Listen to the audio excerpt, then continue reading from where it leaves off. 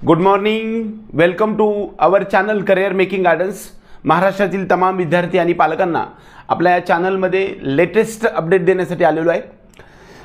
वास्तविक पाहता नीट NTA through national testing agency through 4 मे 2025 रोजी एक्झाम होणार आहे आणि त्या संदर्भामध्ये NTA ने एक लेटेस्ट अपडेट आपल्याला दिलेलं आहे। एक नोटिफिकेशन घेऊन आलेलं आहे की त्या नोटिफिकेशननुसार आपल्याला असं म्हणण्यात आलेलं आहे की जेणेकरून तुमचं जे आधार कार्ड आहे ते आधार कार्ड घेऊन तुम्ही जे काही एक्झामला जाणार आहेत त्यावेळेस एक्झाम हॉलमध्ये तुमचं आधार कार्ड घेऊन या। बऱ्याच वेळा आधार कार्ड मॅच झालं पाहिजे आणि हे 100% मॅच झालं पाहिजे असं NTAचं म्हणणं आहे।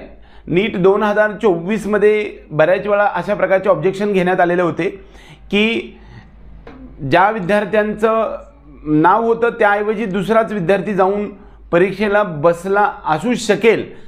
वास्तविक ह्याला कन्फर्मली आपण म्हणू शकणार नाही, परंतु बऱ्याच वेळा आधार कार्ड अपडेट जर आपण केलेलं असेल आणि ते आधार कार्ड आपलं पहिलं आणि नंतरचं ह्याच्यामध्ये चेंज झालेलं असेल तर मात्र तुम्हाला प्रॉब्लेम येणार आहे। आधार कार्ड मॅच झालं पाहिजे असं NTAचं म्हणणं आहे। एकंदरीत या नोटिफिकेशनच्या माध्यमातून आपल्याला आधार कार्ड अपडेट झालं पाहिजे असं त्यांनी म्हटलेलं आहे। म्हणजे जे तुम्ही फॉर्म भरताना परीक्षा फॉर्म भरताना तुम्हाला जे काही आधार कार्ड दिलेलं आहे जसं तसं आधार कार्ड तुम्हाला तिथे पाहिजे, परंतु बऱ्याच वेळा काही विद्यार्थ्यांनी अपडेट केले आणि ते नवीन आलेलं आहे। उदाहरणार्थ तुमचा फोटो असेल किंबहुना डेट ऑफ बर्थ आहे, तुमच्या नेममध्ये काही स्पेलिंग मिस्टेक झालेले असेल, हे स्पेलिंग मिस्टेक दुरुस्त करण्यासाठी किंवा डेट ऑफ बर्थमध्ये चेंज करण्यासाठी, तुमचा ॲड्रेस चेंज करण्यासाठी किंवा तुमचा फोटो चेंज करण्यासाठी या सर्व गोष्टी तुम्ही अपडेट करायला गेलेला आहात।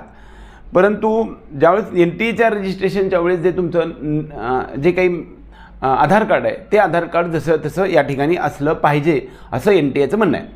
आता आपण काही विद्यार्थ्यांना प्रॉब्लेम येणार नाही ज्यांनी अपडेट केलेलं नाही, पण काहीने अपडेट केलेलं आहे, नेममध्ये चेंज केलेलं आहे, अशा विद्यार्थ्यांसाठी ते मॅच होणार नाही, मग त्यांना तिथं अडचण येऊ शकणार आहे। तर त्यासाठी एक ऑप्शन मी तुमच्यासाठी सांगतो आहे की कदाचित तुमचं नाव किंवा फोटो चेंज झालेला असेल आणि ॲक्च्युअली तिथं पाठवलेला फोटो जर वेगळा असेल, म्हणजे समजा उदाहरणार्थ आपण आधार कार्ड दिलेला चोरचा फोटो वेगळा होता आणि आता अपडेट केलेला फोटो वेगळा असेल किंवा नावामधल्या अक्षरांमध्ये स्पेलिंगमध्ये किंबहुना डेट ऑफ बर्थमध्ये चेंज झालेलं असेल तर तुमच्याकडे तशा प्रकारचं अधिकृत सरकारी कोणताही पुरावा, ड्रायव्हिंग लायसन्स असेल किंवा पॅन कार्ड आहे, त्याचबरोबर रेशन कार्ड आहे, पासपोर्ट आहे, अशा प्रकारचं, त्याचबरोबर 10वीचं किंवा 12वीचं ॲडमिट कार्ड आहे की ज्यामध्ये तुमचं नाव स्पेशल आणि फोटो असू शकेल, अशा प्रकारचा ID प्रूफ तुम्हाला घेऊन जायचं आहे। एकंदरीत काही काळजी करण्याची कारण नाही। NTA एकदम स्ट्रिक्ट करण्याच्या मूडमध्ये आहे। बऱ्याच वेळा